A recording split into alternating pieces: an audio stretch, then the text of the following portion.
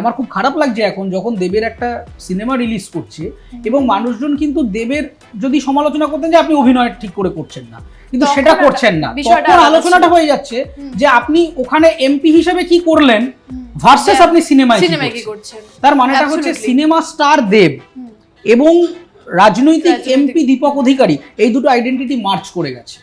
দীপক অধিকারী MP হিসেবে দীপক অধিকারী ব্যর্থ হতেই পারেন, কিন্তু স্টার হিসেবে দীপক অধিকারী ব্যর্থ নন। তো আমরা যখন তাকে আক্রমণ করছি তো তখন আমরা রাজনৈতিক দীপক অধিকারীকে অ্যাড্রেস করতে গিয়ে সিনেমার দেবকে যাচ্ছে তাই কথা বলছি, ট্রোল করছি, ইত্যাদি ইত্যাদি করছি। এই জায়গাটার মূল কারণটা হচ্ছে যে আমাদের এই প্রোটোটাইপের মধ্যে ঢোকা উচিত হয়নি। দেখুন, রাজনীতিবিদরা সবসময় চাইবেন যে ক্ষমতার ছড়িয়ে দিতে, এটা রাজনীতি মানে সারা পৃথিবীর রাজনীতির নিয়ম। এর আগে কি অভিনেতারা রাজনীতিতে আসেননি? প্রচুর এসেছে।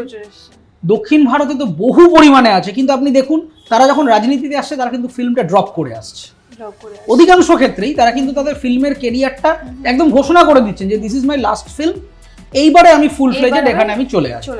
তার কারণটা হচ্ছে তারাও জানেন যে যতক্ষণ তিনি স্টার, যতক্ষণ তিনি হলে তার ছবি চলছে, তিনি মঞ্চে আছেন, তিনি কোনো থিয়েটার করছেন, তখন ওই থিয়েটারের অডিয়েন্স যারা রয়েছেন সেখানে হিন্দু, মুসলমান, শিখ, তৃণমূল, সিপিএম, বিজেপি, বিভিন্ন জাতি ধর্মের মানুষ তারা কিন্তু এক জায়গায় আসছেন। তার কারণ আর্টে বা আর্টিস্টে আসলে কোনো ধর্ম বা রাজনীতি হয় না।